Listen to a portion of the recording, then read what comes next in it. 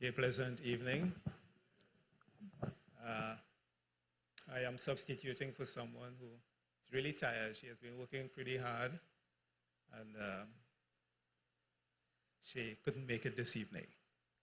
So I'm here to introduce Dr. Oscar Ocho. But of course, he needs no introduction, so this is the simplest task that I've had for the day. So I would simply say, ladies and gentlemen, please welcome Dr. Ocho, who is going to be talking to us about choices, I understand. Of course, we are hoping that much more of our young people will be here as we relate to some of us might think we have made all the choices we need to make already in life, but let's hear what he has to say. He is a very effervescent speaker, one that captures your attention, and so I'm sure that we'll all find this very delightful. Dr. Ocho, the time is yours.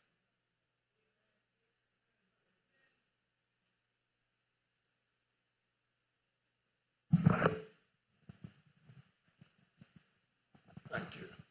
Well, it's a pleasure to be here. I mean, there's a while I haven't been in library. Thanks, Pastor. It takes the monk, the pastor, to introduce me in library, right? But it's a delight, and I have to maximize time. I know I should have started at 4. It's now 5:10. So I would see how I would manage my time as we deal with my mind, to my mind, with a very important topic. Looking at my choices affect my future. Now, I don't know if it's me or if it's the system. Where do I point? Where do I point? Yeah?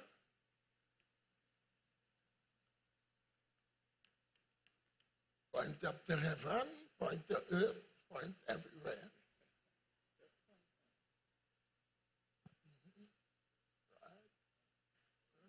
Right. Since he tells me point, I point then. You're right.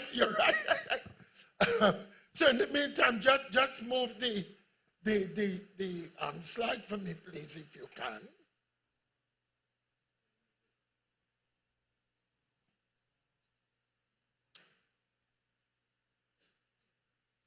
Now, the basis upon which I am going to build this presentation is taken from Scripture. Because as children of God, I honestly believe that God has to be central to every choice that we make. And especially for the young people, I think we got it. Let's hope. Let me see if, right, yes, it's working. Deuteronomy chapter 30 and verse 19 presents a crossroad that every one of us in this life must reach, and depending on where we go, it will determine the results we achieve. So we'll read it together. It says, "Today I have given you the choice between curses." But I want you to recognize that God is presenting to us the options. Life and death, or life versus death, and blessings versus curses. But I also want us to recognize that within this text, God is reminding us that our choices are being made in the presence of witnesses. So he said, "Now I call on heaven and to what? Witness the choice that you make. So every single choice that we make in this life is before a myriad of witnesses. Some we will never see. Because the angels themselves are taking record of the choices that we make even when there is no electricity and in the stillness of midnight. We are not without a witness when we make a choice. And then God is not only telling us about the witnesses, he is still very prescriptive in his recommendations. So he goes on to say, oh, that you would choose life so that you and your descendants might live. And that's why the basis upon which I'm building this presentation is to remind us that our choices affect our future. Now, there are some choices we have no control over. In other words, I do not choose which family I'm born into. Agree or disagree? My parents decided to have sex and I came. I cannot say take me back. I'm here. So I could choose to disown my family. But it doesn't take away the fact that biologically and genetically I belong to that family. So I have no choice over the family in which I'm born. I have no choice over my gender. Absolutely no choice. And even if I'm born a hermaphrodite, and I've only seen one in my 42 years in nursing, yes, thank you. At puberty, the secondary sexual characteristics will be developed.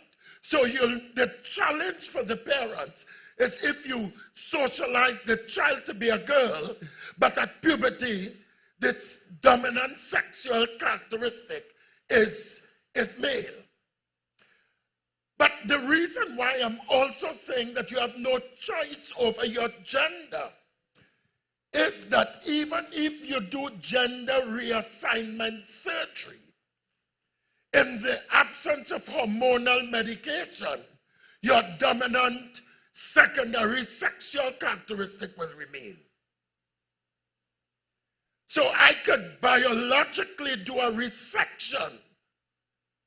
I could surgically do a resection, but biologically, I cannot change my gender. Because even if I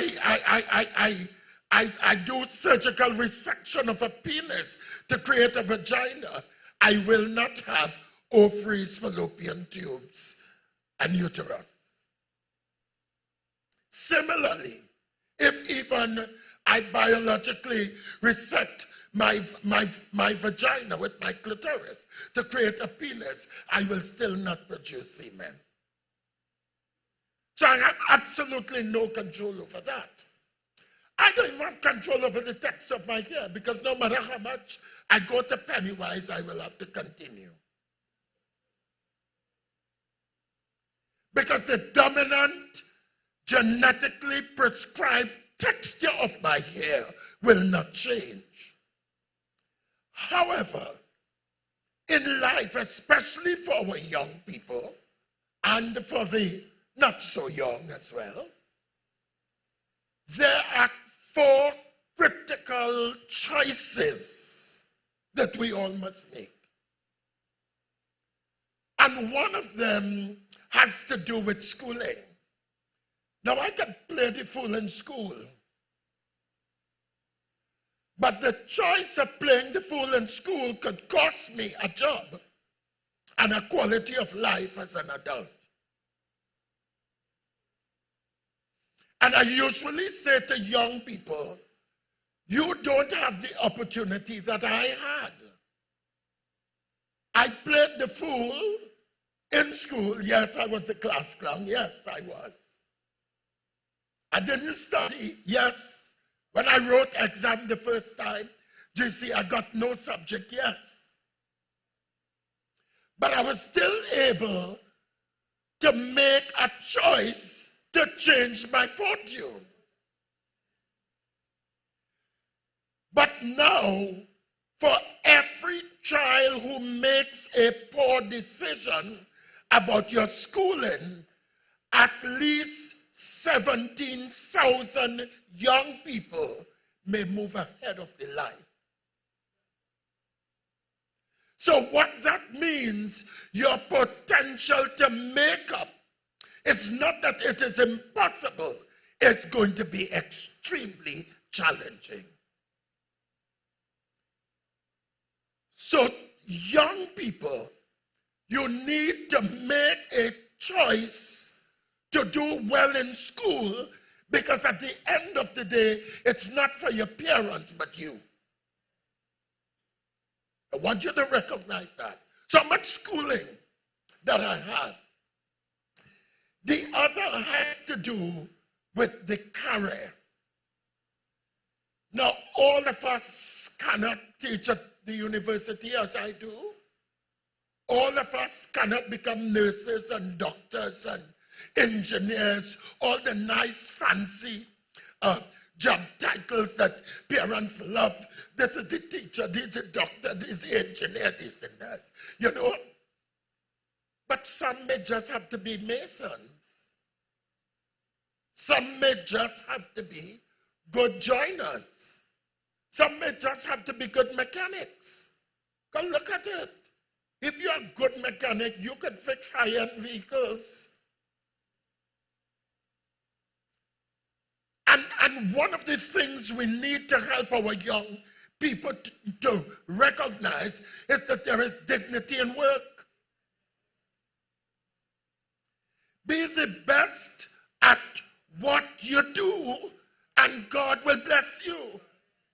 So don't feel that you have to get an 8 to 4 job working for somebody when you can be an entrepreneur doing very well because your work ethic and the quality of your work output is appreciated and accepted by others. But you have a choice of your career. A lot of people wanted me to be a pastor.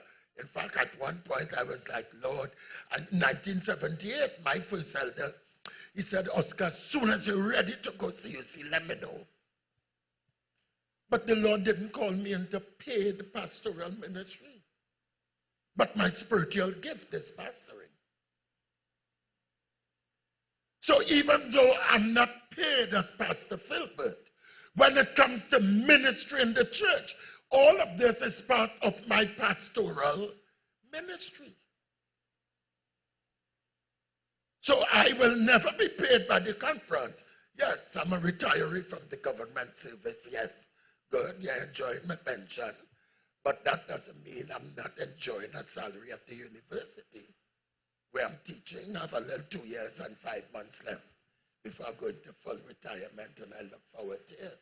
But that career, God is so clear. He says, in all your ways, acknowledge him and he will do what? Direct your path. The other critical factor, and I say this to young people all the time, the choice of your spouse could significantly alter your road to salvation. There are some people who want to be with you, but they are not the best for you. So you need to pray and ask God to send you the right person, because the God I serve never makes a mistake. Never makes a mistake. And if the spouse is not among them, maybe the Lord send you a liberator camp. You understand what I'm saying? And we just recently, a friend and I, we were talking about how the Lord has blessed this church, that this church caters for the holistic development of our young people. Because the world is not your physical church. You belong to